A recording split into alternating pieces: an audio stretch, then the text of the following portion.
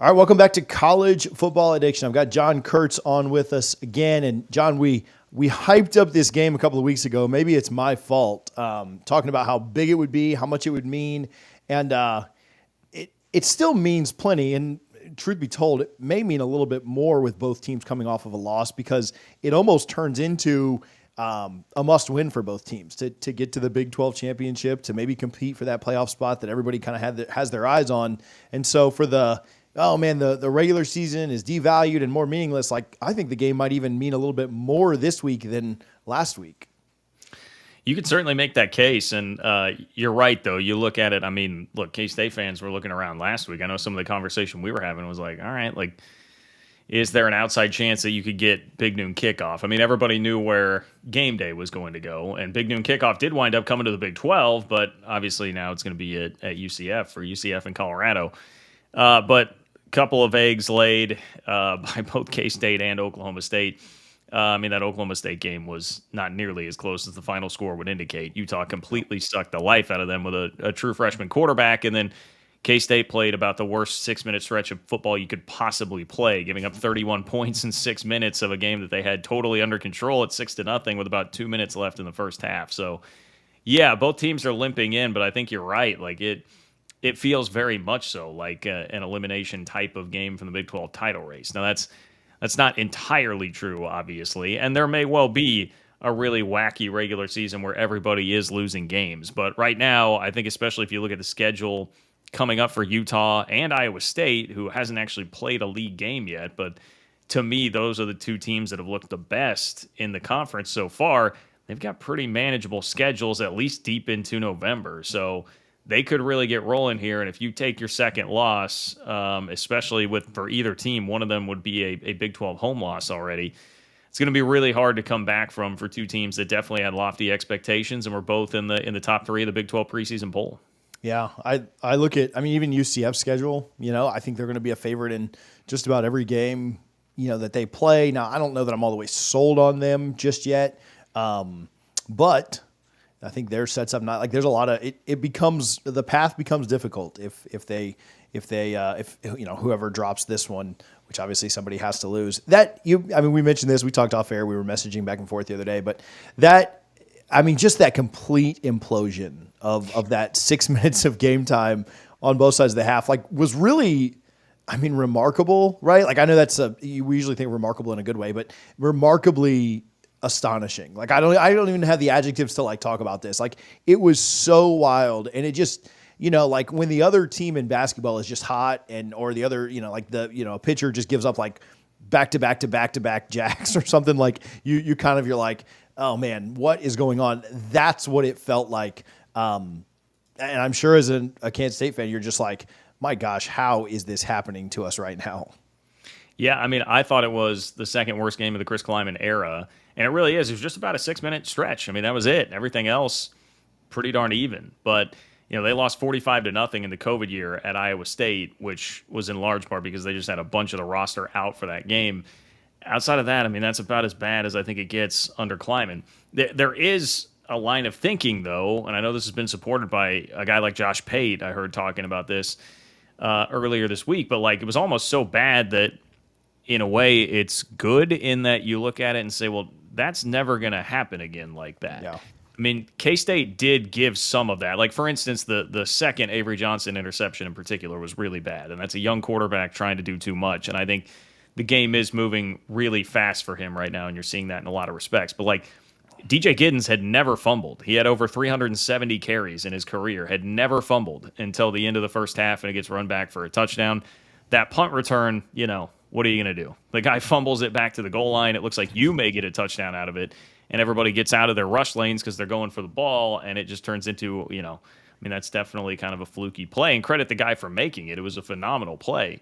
But that is just kind of unlucky, and things spiraled, and their young team, they were on the road. It was a great environment, great atmosphere. But I think in some ways that makes it easier to just brush off. And if you look at, like Stats of War, Parker on Twitter, who does a great job of putting together those graphs and ranking everything by success rate, like measuring every game by success rate. Like, did we really get beat that bad? his graph showed, I mean, it looked like K-State should have won the game easily going away because they dominated success rate in the game. It was just things unraveled so crazily for that 6 minute stretch that, it makes it look obviously way, way worse than in a lot of cases it was. And when I mentioned Josh Pate, he does a power rating, not a ranking, but just like a power rating. He kept K-State basically where they're at. I think they maybe fell 2 spots by the end of it, but he was like, I still think they're pretty much the same type of team. He still had them as a better team than BYU. And he also is not really high on Oklahoma State, who has definitely had some struggles so far this year. So I'm not sure that I would be putting K-State at number 16 right now after that performance. They definitely have some flaws, but I don't think it's nearly as bad as it did look for 6 minutes in that game. Yeah, what's your thought on offensively? Obviously, they didn't put up a lot of points. Are you thinking? I mean, but teams have put up points on Oklahoma State, really going back the last couple of years. Not that they've ever been known as a defensive powerhouse, but are you thinking that the issues that they had offensively may be able to be turned around and fixed this weekend? I think being at home will help a lot. I think the Arizona game, for instance, it just helped a lot to have the home crowd, some momentum, and being able to. I mean, look, they've been able to run the ball. They've rushed for over 200 yards, I believe, every game this season. They were running it very easily on BYU. The problem is they had to get out of that. So if you're at home, you're not pressing as much because of that. You're not dealing with the tough road crowd. And if you can just not fall behind the 8 ball with a bunch of turnovers, they're really in much more of a comfort zone when they can do that. So I think as long as that happens, they should be fine. The thing that's going to take time, I think, is it's very clear by this point that, I mentioned earlier, the game seems to be moving too fast right now for Avery Johnson. I think that's the case. You go back and look, and, on our podcast that I do, the 3 Mob podcast, we have Curry Sexton on, who's a former 1,000-yard receiver at K-State and played with Tyler Lockett. He was breaking stuff down on the All-22 with us, and it's just very easy to see, it's one read and then kind of bailing on pockets and just missing open guys, a couple occasions in the end zone because of that, just bailing too early. He's on some plays, the receivers aren't helping him out. Some plays, the line isn't helping him out. But I think the biggest thing you're seeing right now is just if it gets to the point where you have to be relying on the passing game, Avery Johnson's just a little bit too green right now. So they have to be able to get his legs going, and they have to be able to kind of play from in front right now. They're just not really built to come from behind. So that'll definitely be one of the things to watch is can K-State play from in front, or at least not behind multiple scores, like what started to happen when things really snowballed in Stillwater, or rather in Provo. Yeah, you also look at, it's hard to, it's a little weird to say this, but if there was ever a ranked conference opponent that you felt like could be a get-right game, like the fact that Oklahoma State is ranked in the top 20 to me is kind of like, all right, I get it. They're 3-1, so maybe they're deserving, or maybe people just haven't actually watched their games. But I mean, obviously, the Arkansas game was just like, Sam Pittman's team just trying to lose that game. It felt like, which they could very easily be 2-2 and probably should be 2-2. And so I do like the matchup for Kansas State this weekend. And again, being at home helps as well. And I think it's a place that they can take advantage. But what looking at Oklahoma State specifically, what about them worries you, or what gives you kind of the greatest fear that they do? Well, the interesting thing is you're speaking of offensive troubles, you're looking at two teams that have had some real struggles offensively. Like Oklahoma State is one of the worst Power 5 teams in the country right now rushing the ball. Power 4 teams, I guess now, Power Conference teams running the ball, and they've got the reigning Doak Walker Award winner and one of the most experienced offensive lines in the country. I mean, frankly, it's been one of the most perplexing things I think in college football so far, how they just can't get him going. Ollie Gordon's rushed for less than 50 yards 3 weeks in a row. So I think both teams will be looking at this. I mean, Oklahoma State had to bench Alan Bowman last week. Both teams are kind of looking at it like, okay, what's going on offensively? Because of that, I do worry about the Oklahoma State defense. I know they've lost Colin Oliver for at least a significant amount of time, and he's not going to play in this game. He was their best pass rusher. But they're still pretty good, and I think they just got put in bad positions all game long against Utah. I mean, the offense went 3 and out 7 times. So I can't really hold the 22 points that they gave up to a true freshman quarterback in Utah against them very much. I think they were very good. They still forced turnovers. They definitely have some guys that can ball hawk in the secondary, and so that's what I worry about is K-State trying to go to the air against Oklahoma State's defense and how much trouble they can really cause there, because I thought they did still give Utah some problems as far as that goes. But just they were on the field a ton, and it was like 140 degrees on the field, like a really hot day. It was not a great day for a defense to have to be out there constantly against Utah. So I think if that's not happening, there's a little bit more concern there with the K-State offense going up against the Oklahoma State defense.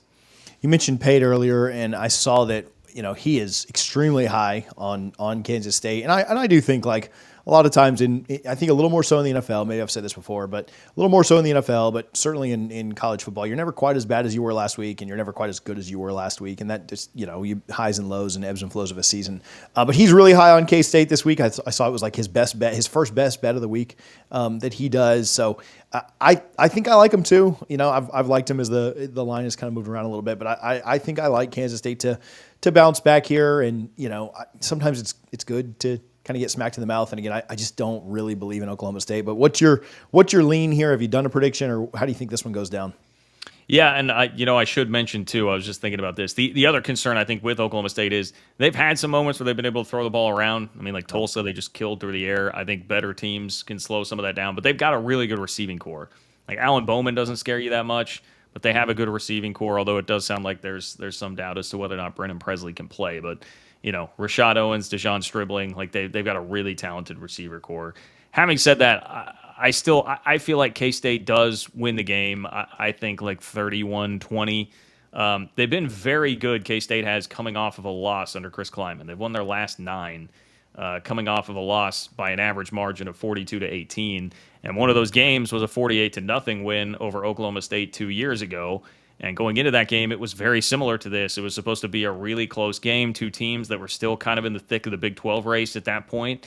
It was before TCU had just kind of like completely broken free, and K-State was actually coming off of a loss to that 2022 TCU team in Fort Worth, and they just smacked Oklahoma State at home. So, Mike Gundy has not had a whole lot of success in Manhattan. The home team has been really successful in this series. So if you're playing any of the trends, whatever that means to you, some people might just write that off. But if you're playing the trends, you ride with the home team in this series. And if you're playing the trends on K-State under Kleiman, you ride with them playing well off of a loss. So because of that, I will go 31-20 K-State. Yeah, sounds about right. I think they win by that. I think they cover. I think they win by at least a touchdown. So I wouldn't be shocked at all there. So John, where can people follow you? Where can they get more of your content? Yeah, appreciate that. So if you're a Big 12 fan, make sure you sign up for my Big 12 newsletter, Open for Business, ofbnews.com, to get signed up for that, to get Big 12 news straight to your inbox multiple times a week. You can find me on YouTube. It's just John Kurtz, just JOHNKURTZ, live shows Wednesdays and Sundays. And if you are a K-State fan, make sure you check out the Three Ma podcast on KC Sports Network. You can find it wherever you get podcasts.